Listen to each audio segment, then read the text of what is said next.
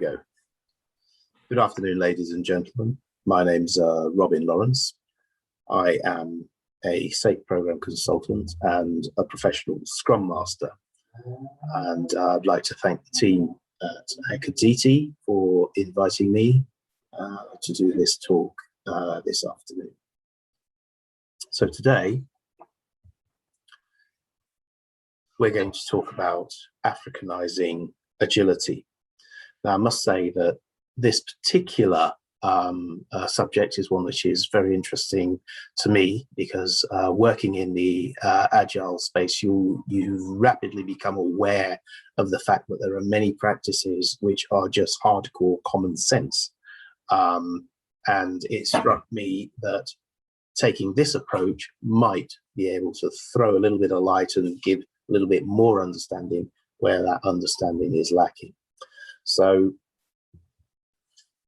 the shape of the discussion this afternoon, it looks a little bit like this. I'll make a distinction. We'll go through some definitions, look at some Agile values and principles.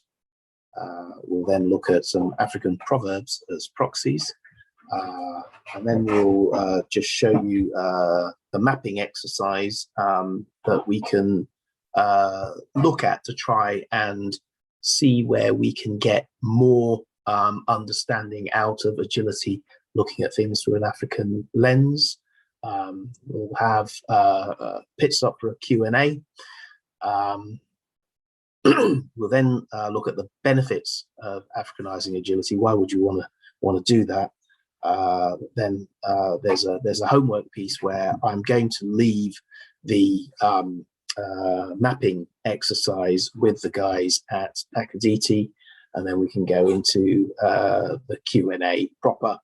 And there's also some outtake slides. What I'll say about the outtake slides is that this really is supposed to kick off a conversation. This is not a completed or finished piece of work. It's really supposed to kick off a conversation in terms of how we can actually Africanize agility, optimize learning, and get that done at a much faster rate. Okay, so that's what we're intending to do.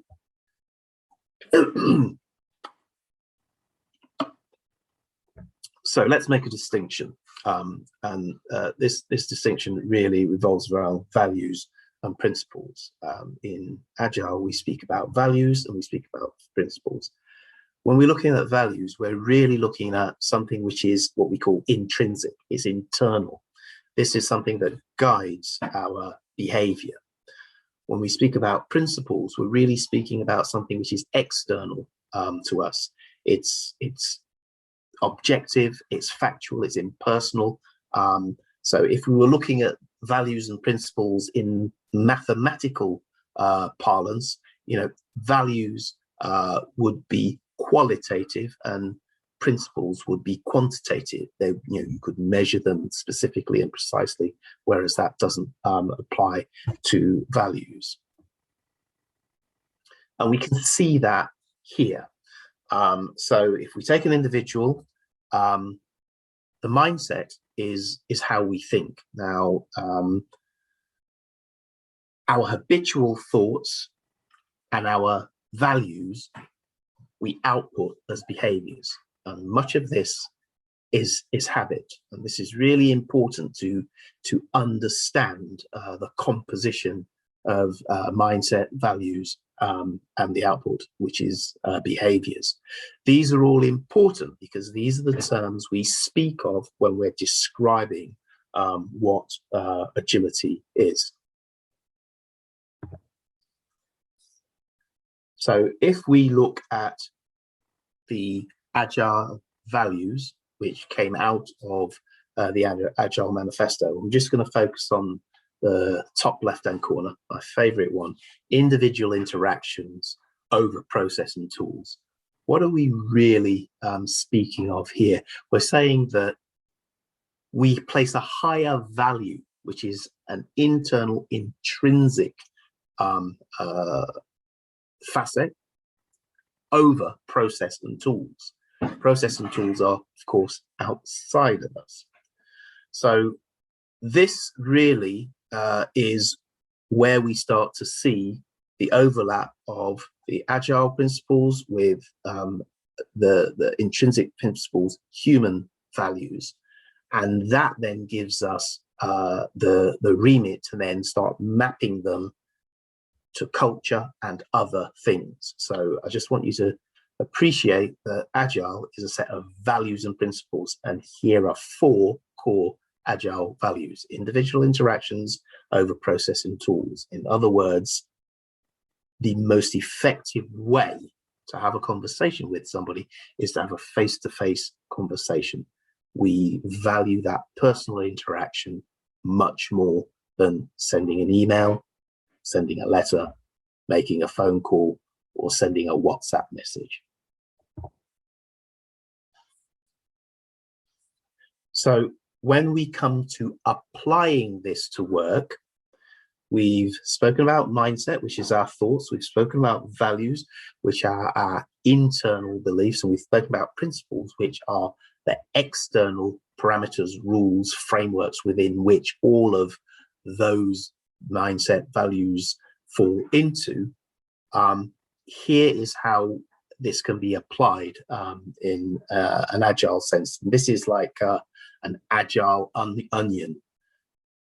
Well, if we start from the top and we go down, our thoughts are intangible, or so we would think. But in actual fact, now we can actually measure thoughts through electrical waves. So they are actually substantive and real. And if, for example, we wanted to use our thoughts to power something in the physical world, we can do that. We can do that remotely by capturing our thoughts in a computer and then using them to drive something, thousands of miles away. That is now possible in science, as well as thinking of something and enacting it. So our thoughts they're invisible, but they are the most powerful part, because they are the things that are driving our behavior. As we move down, things become more tangible, they become more visible, but less powerful. And those of you who are practitioners in the Agile space would already be using tools like Jira to track things. You'll be involved in practices like the various ceremonies in Scrum, with our daily Scrum or stand-ups, our sprint retrospectives, our show and tells, etc. These are the practices that allow us to deliver this way of thinking in the Agile space, in Agile ways of working.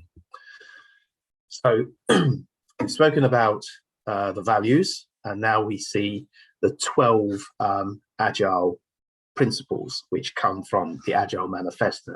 This came about, it's about 22, 23 years ago now, when a group of software developers got together in the US, and they were software developers, which is why there's always this sort of lean towards software with the Agile space, but we'll discuss that later. These guys got together and they wanted to find a better way of working, a more efficient, more effective, a more enjoyable way of working. So we're going to look at these Agile principles from the Agile Manifesto and start comparing and contrasting and mapping them to some African cultural principles. So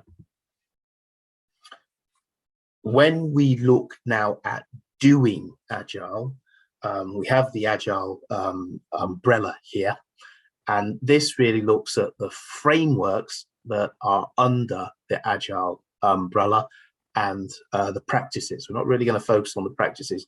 We're just going to call out 2 frameworks that relate to execution: Scrum, which is arguably one of the biggest, and SAFe, which is arguably one of the biggest when it comes to scaled Agile. And by scaled Agile, we simply mean doing Agile in an organization with a large number of teams, with multiple teams. So I'm just calling those two out because we're going to be referencing those later on. So remember Scrum as a framework and SAFe, Scaled Agile Framework, as a framework for doing Agile with multiple teams. So why would we even want to look at this as an idea, Africanizing agility? Well, to Africanize agility means to make African in character. And when we first look at this, we think, well, how are we going to do that? We might think, you know, why would we want to do that? Well, there are a number of reasons why this might be valuable. And there are a number of reasons why Agile has already been adopted by a large number of industries worldwide. But to allow us to understand that, we've got to figure out what lens we're going to look through to figure out how we can Africanize agility. And this just gives us some idea of this just indicates some of the types of approaches that we may be able to use here. So I have a love of all things scientific and particularly medical. So you can see here, I've got some medical imaging equipment. We have on the far left ultrasound, we've got an MRI scanner, magnetic resonance imager, and we've got a C-arm, an X-ray. And the outlier here, of course, is the telescope. They're all imaging equipment, and they all allow us to observe something. So, you know, the lens for which we observe the way that we can Africanize agility is going to give us different insights. So we need to be aware of that. We also need to be aware of the environment within which we're operating. It's fair to say, you know, I listen to a number of people talk about Africa as if it is one place. There are 54 countries in Africa. I don't know in total how many languages, but I know places like Nigeria have over 50 languages, just one country, 50 languages alone, just to give you that perspective. So when we're trying to Africanize agility, the environment and how that environment remains sustainable is something very important to consider. So the thing that I thought would make sense to me, and it may make sense to you, it may not, and this is why this is a conversation, is to look at how we can Africanize agility through cultures, through the attitudes we adopt, and through the behaviors. And one of the things that we see, which is common in most African cultures and has radiated to the Caribbean, of which the descendants in the Caribbean are of Africans, is this notion of the proverb. And this is common. And what I thought I would do is map African proverbs, which are rooted in culture, rooted in principle, rooted in how we think, to the principles which back the Agile Manifesto. But there's one thing I just want to make sure we deal with and bat out of here. Agile is not just for software development. It is used across all industries. And for those of you who are practitioners, you know, you will be able to attest to this. So the principles of Agile are actually for life. Agile is a way of being. What African proverbs describe is a way of being. So therefore there is true commonality. Speaking of commonality, seriously, what has this got to do with Africanizing agility? Well, aside from the fact that this is my local bar in my local island with my local football team, which are based in the UK, and they won the Premier League in 2015-16, there is no other link. But it made it into the presentation where other better ideas didn't, and there really isn't any excuse for that. So let's move on. Back to the real thing. So let's have a look at our first African proverb, which comes from Uganda. And this is an interesting one because you can see me there. I'm standing on the headwaters of Lake Victoria, which is the source of the White Nile, the Blue Nile sources in Ethiopia. Now, this particular place is really quite special because this is where the world's longest river originates, and the Nile is about 6,500 kilometers in length. We can see it on the right hand side there, meandering up from the headwaters of Lake Victoria through Sudan into Egypt, into the Nile Delta.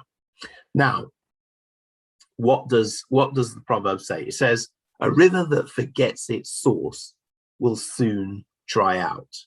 Well, the agility mapping link there is to Scrum theory. It's to empiricism.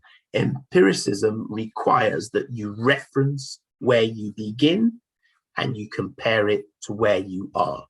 So you need to know where you're starting, and then wherever you finish, you make a measurement from where you start to where you get to. In a sprint, in an iteration, this would mean a certain amount of work is done, and you observe what has been done and you make visible. So we're in East Africa. Let's head over to the West. We're now in Ghana, and we're now considering the principle of Sankofa. And we're seeing, again, a similar sort of principle. Sankofa, the bird, is looking back, is going back into its past to retrieve something and use it to move forward. Well, this is the principle of the retrospective. And there's another agility mapping link here whereby the sprint retrospective is the ceremony in Scrum where one is seeking to improve how the team performs. The team, it considers what has happened, what went well, what didn't go well, as we can see here from a typical retrospective model, and what can be improved, and then we make a commitment to improve that. So this is, again, something that there is a direct mapping from something which is embedded in an African culture, in this case, specifically a Khan culture from Ghana. And we can see it maps very neatly to our retrospective model, which is described here by Scrum.org. Okay, so let's head back east to Kigali, and we have another proverb here. If you are building a house and the nail breaks, question, do you stop building the house or do you change the nail?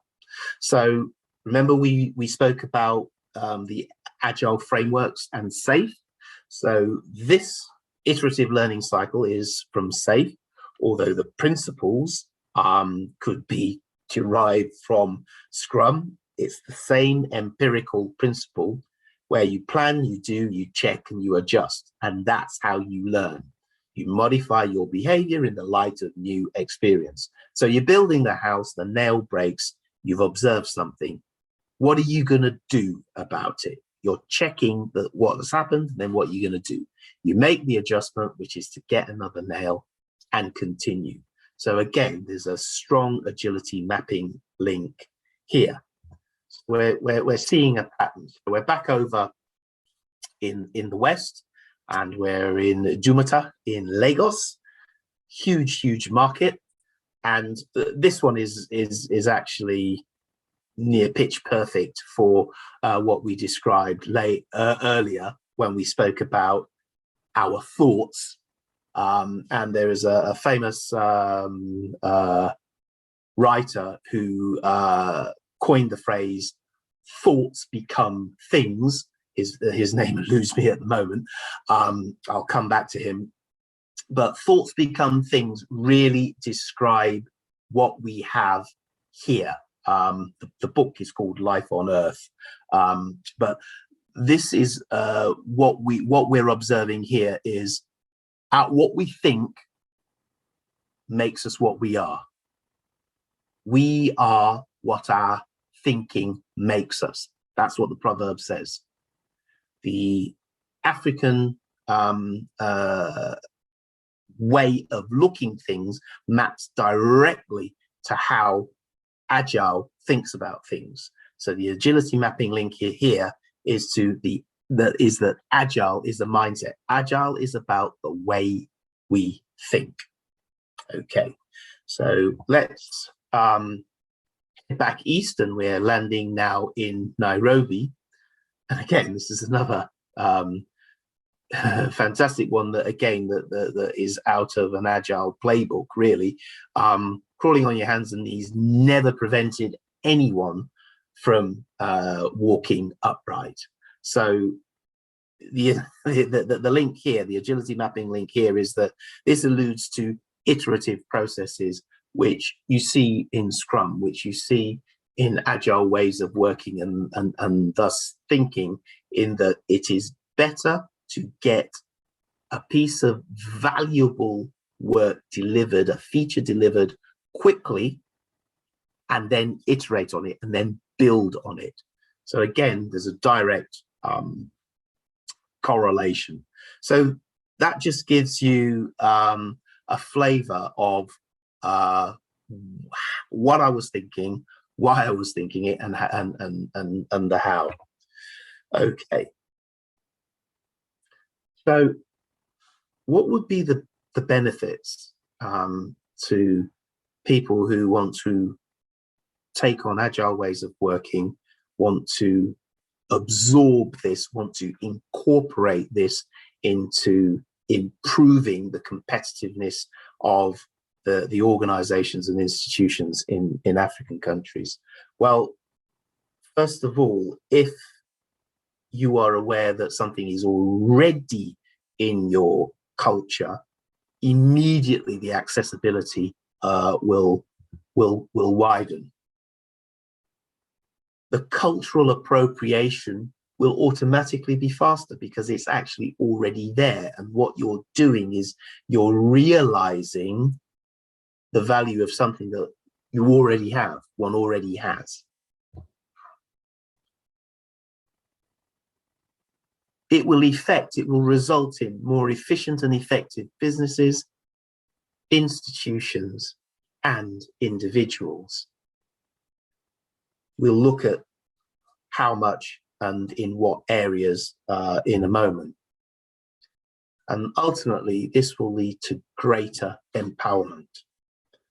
And the most important resource, if we can use that term, which I don't particularly like, the most important aspect of any country is, of course, its people. So we said that if we just go back, so we said that we look at how it makes, how Agile ways of working make institutions, businesses, and individuals more efficient. So here we are. And again, remember we spoke about SAFe in the Agile frameworks for looking at scaled Agile. So this information is from case studies which come from scaled Agile, referenced to the bottom left of the slide here. And there is no doubt that, this could be challenged and disputed, but this is what has been found by SAFe practitioners collectively, and this is something which is done very widely all over the world. So this is the impact of agility on work. So what we found is that employees are 30% happier. The time to market is 50% faster. Productivity is increased by 35%, and there is a 50% reduction in defects. These changes make organizations, institutions more competitive, more resilient, more robust in their markets or operating spaces. So we're just going to have a quick check-in and check if there are any questions, anything that has grabbed your attention, piqued your interest. Let's have those questions now. Okay, so we're going to move on. Thank you for those questions. Let's move on. And now we're going to go to our mapping exercise. So in this exercise, we've got the Agile principles on the left and the African cultural principle in the form of a proverb on the right. So I'm just going to come out of the presentation momentarily and we'll go to the Excel sheet which I prepared earlier. All right, folks, so on the left you've got the Agile Manifesto principle, and on the right I tried to map this to an African proverb. So we can see here our highest priority is to satisfy customers through early and continuous delivery of valuable software. And here we have little by little, the bird builds its nest. So incremental, iterative delivery. Valuable software delivered early, quickly, and continuously.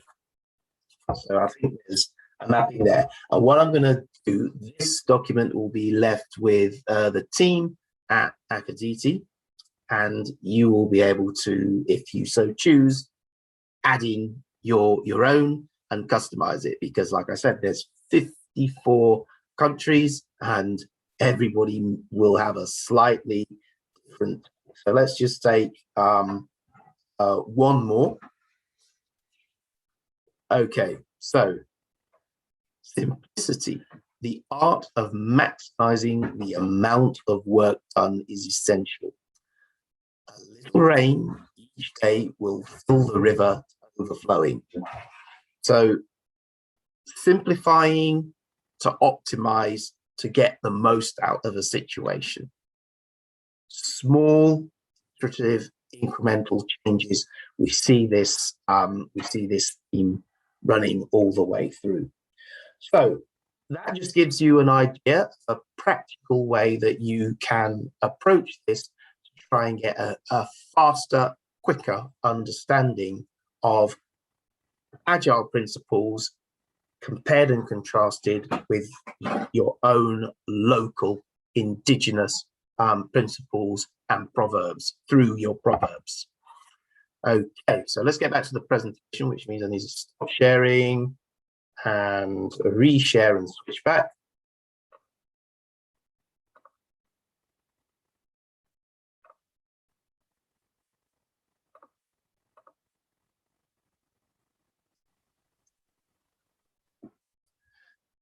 So the homework item is really for you. That's kind of partially done. The principles are partially done. You might want to change them, but the homework item is for you to do exactly the same with that I've just demonstrated with the principles, but for the values. Now that's obviously a little bit harder and might be a little bit more nuanced, because obviously it's more subjective. It's more to do with emotion, feeling, and sentiment. But that's the exercise. So again, this will be left with the team at Agility, and you can have a go at that to aid your Agile adoptions. Okay, so as I said, this was really all about starting this conversation, and we wanted to start this conversation in service of finding ways to make people understand, realize, come to the conclusion that Agile ways of working already reside in African culture. And all we need to do is map and recognize which of our cultural norms, edicts, ideas, proverbs map to them. And just to show, you've seen a slide that shouldn't be in the presentation. Here are some slides, quite frankly, which could have been, but I hadn't quite figured out exactly how they would arrive. So one is relating to the purpose of work. And, when we're looking at Agile ways of working, we are thinking about why we are working the way we're working, and ultimately why we're working at all. And ultimately, as civilizations evolve, this is something that becomes more to the fore in our thinking. I'm not going to say too much more about it other than that for now, because it's an outtake. The other outtake, excuse me one moment,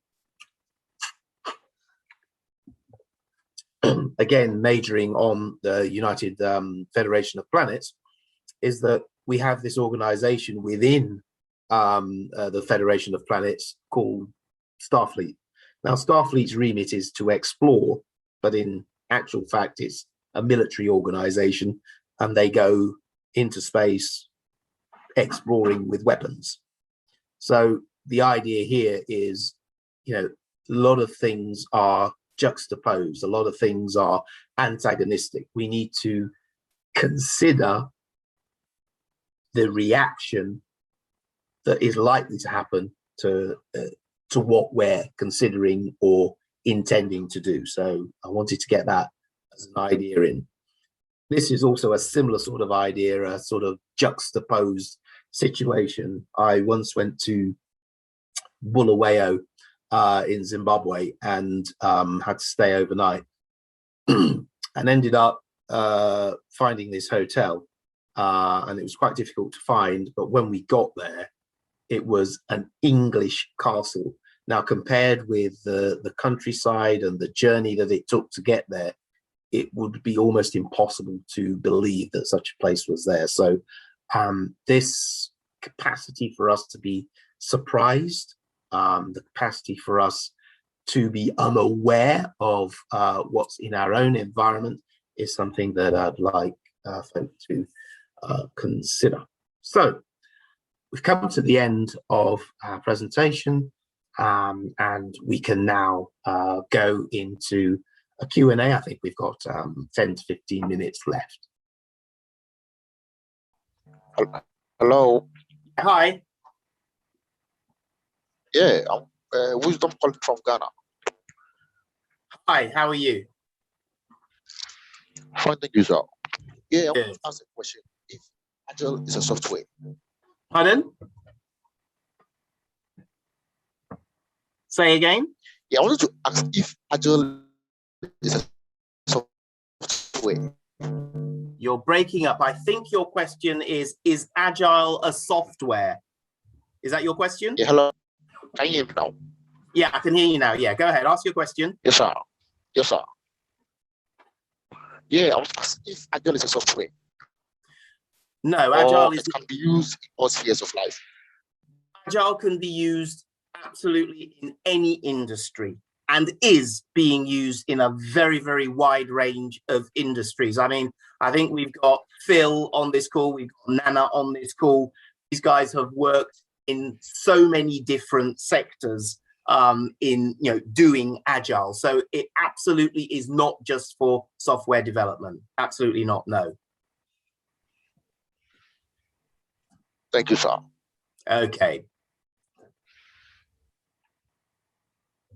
Who'd like to go next?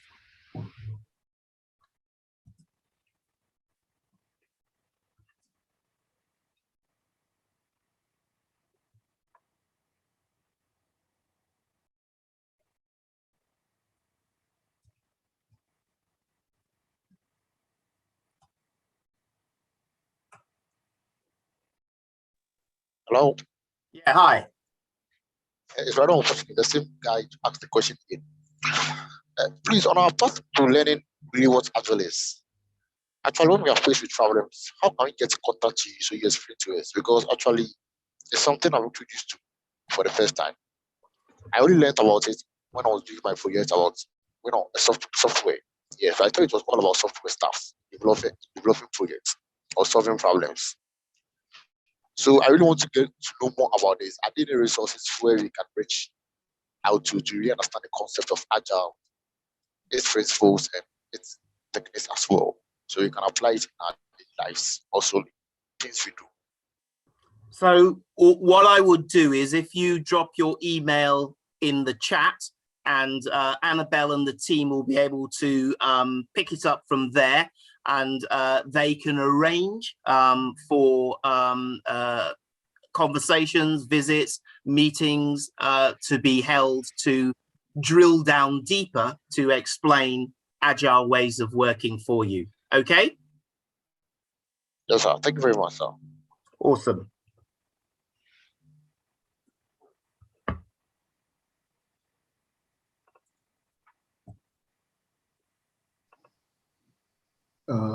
So, Robin, Yes.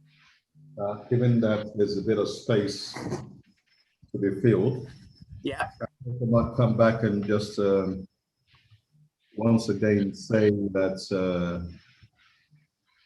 I am really pleased that you've done this.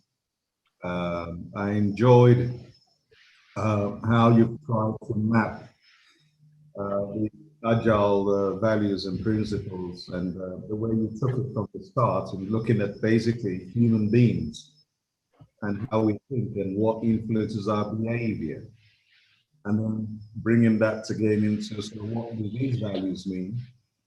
I like your take and how you've approached the topic, and I think that since we're looking, this is an Agile in Africa meetup, I'm really pleased that you've been able to, in some way, contextualize and localize, and I think to a large extent to customize your presentation as well, to sort of meet the local audience across the continent. But I think everyone across Africa relates to what you've just basically,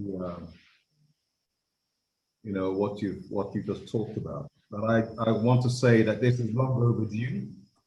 We need a lot more of these sessions to keep connecting the fact that in Africa, we have a lot of people who are actually agile, but they don't call it agile. And so what's the homegrown word for Kanban or Scrum or any of these wonderful things that we know about? There's some practices on the ground, even right down in the local markets and villages. And people are very agile, just that they don't call it agile. And perhaps what some of them need is a framework to help them to plan and to execute. But I'm really glad that you've been able to connect all the various parts to to this African proverbs. I'm really pleased, and this is a very unique approach, and I'm hoping that you can develop on this. And I would love to build on this in terms of writing a book on how all of this connects. A short book, nothing too long, 50, 75 pages that people can read whilst they're traveling or something. So let's try and see if we can collaborate on mapping agility practices, principles, and values to these ancient, beautiful values and principles that our wonderful ancestors from ancient Africa to modern times have given to us.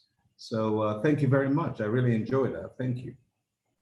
Thank you, Nana. And I think if Phil is still on the call, I can remember going to a talk with a lady, Esther Darby, and Esther Darby said something that I was really able to identify with, and that was that she was doing Agile. She was working in an Agile way long before she became an Agile specialist. And I'm just wondering if we've got any Agile practitioners out there, if they have experienced that.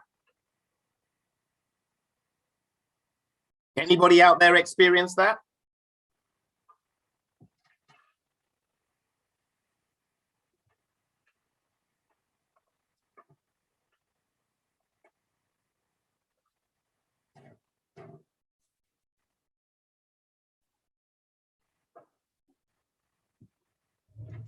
I think for me, it would be just general life activities, everyday activities. And where at some point I was like, so this very basic activity was taking on some of the tenets of Agile, like for cooking, for instance. You know, you're making a dish and you put a bit too much salt. So you taste it, you inspect, and you see how it is, and it's too salty. So you try and adjust it to make sure it's good. And then once you understand Agile, you realize, oh, so that's that approach to life that I was already taking, and I think most people do anyways, just to make sure they get happy results. And what you've said there is really about, it's so accessible, it's really quite natural. And sometimes when it comes into the practitioner space, it sort of becomes quite mechanical. So yeah, I think that again is a really good analogy, because the other thing that I really like about Africa is the food. And yeah, it's kind of like the Caribbean. We've got someone with their hand up here. Wise, is it? Wise Letson? You got a question, Wise?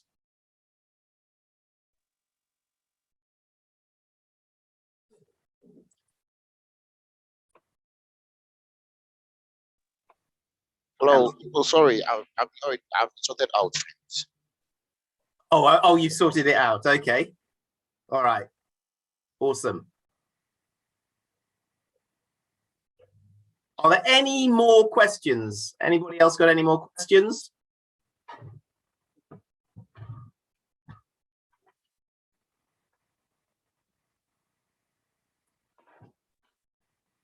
So Hi, I have a question. Yeah, fire away. Based in Nairobi, Kenya. Okay. And my question is, according to you, what is the way forward in terms of what are the next steps? I'm just wondering whether you had given it some thought in terms of what would be the objective of doing this session, in terms of what would be the output, are you trying to build a sort of community, or how are we taking this? How are we sort of localizing it this in country? Or just to say, if you got 54 countries in Africa, is there a vision around this, or is this something that is up to discussion? So I don't know if you're aware of Akaditi's work in Africa with the Agile in Africa conference and movement. This is a conference and movement that's been going 6 years. I think this year is year 7.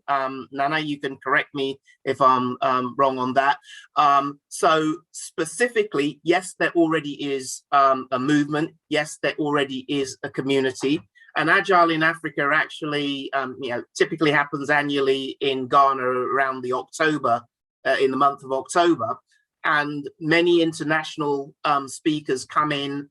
They work in the universities, they work with the local businesses. And as I say, that's been going on for at least 6 years, possibly 7.